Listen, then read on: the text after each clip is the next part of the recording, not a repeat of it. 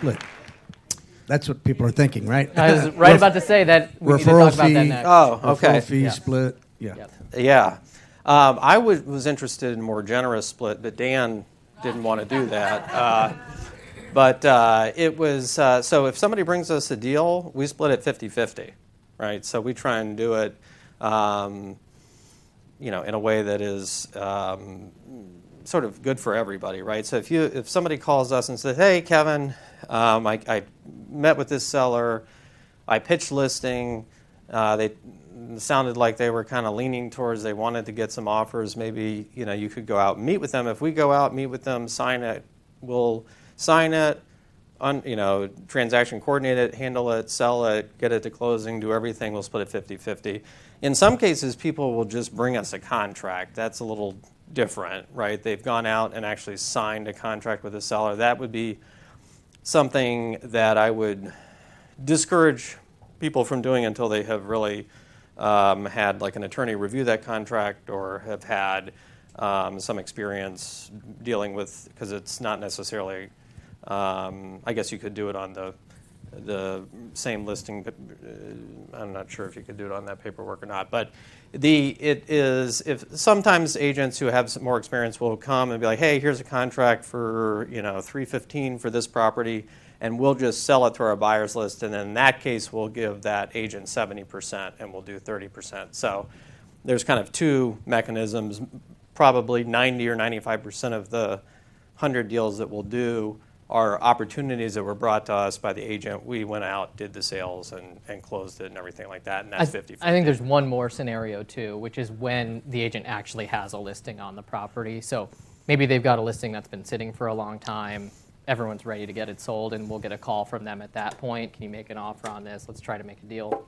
Sometimes also it'll just be pre-market. They know they've got a property that needs a lot of work and it's going to make sense to go to an investor, and they'll call us after they sign the listing. In the event that you have the listing, we'll buy it. We'll be totally unrepresented, so there will be no buyer commission coming to us in that transaction.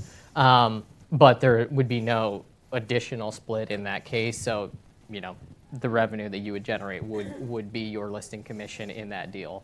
In the event you don't have a listing, would be when those splits apply that Kevin just talked about. And anything that we say, anything that Mike or Dave says in terms of compliance certainly supersedes anything that we say. Just and that goes also with my wife as well. Anything that she says supersedes what I say. So, but yes, I think over here, I had a question. Yeah, newbie question. 50-50 or 70-30 of what? I mean, if these are people that really don't want to list and don't want to pay commission, but you don't want it to walk away from you, and we say, hey, would you be interested in this? What are we splitting? Yeah. Explain the assignment fee. Yeah, it would be the gross assignment fee. So whenever a property is wholesaled, we have gone out, met with the seller, signed a contract to purchase that property for X price. Let's say we go out to, I went out yesterday and saw a property and made an offer on it for $210. That seller has accepted the offer. We're going to then advertise and resell the property, i.e. the contract, right? We're not going to close on it. We're just going to sell and assign the contract to a third-party buyer from our buyers list, somebody that we know, trust, that has has proof of funds, puts down earnest money, all of those things, and we will sell that contract, let's say, for $230 or for $240 or $245 or whatever the case may be, and then the delta between our contract price, which ultimately will go to the seller, so our $210, the seller gets if we assign it for $240. It's a gross assignment fee of $30,000. That's what gets split 50-50 or 70-30. Does that make sense? Yeah. So and some of our average assignment fee is $29,000. We have some big ones, small ones. Obviously there's a big range, but at the end of the day, we are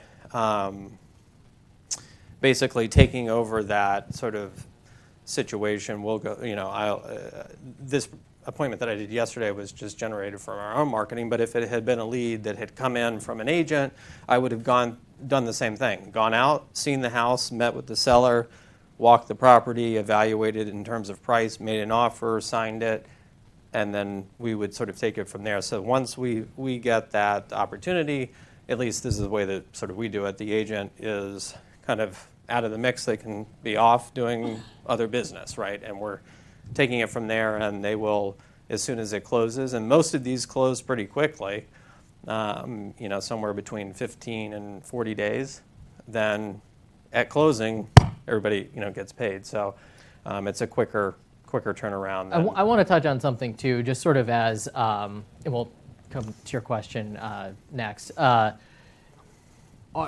emphasis for us is getting deals closed and having sellers be happy and having all parties be happy. So we rely a lot on our Google reviews, on referrals, on repeat customers. In the event that we are wrong on our purchase price, so in the event that or the market has cooled or whatever, so in the event that his 210, we only get offers from buyers for 202, we're going to get that deal closed. So it's not uncommon for us to bring money to the table to get a deal closed.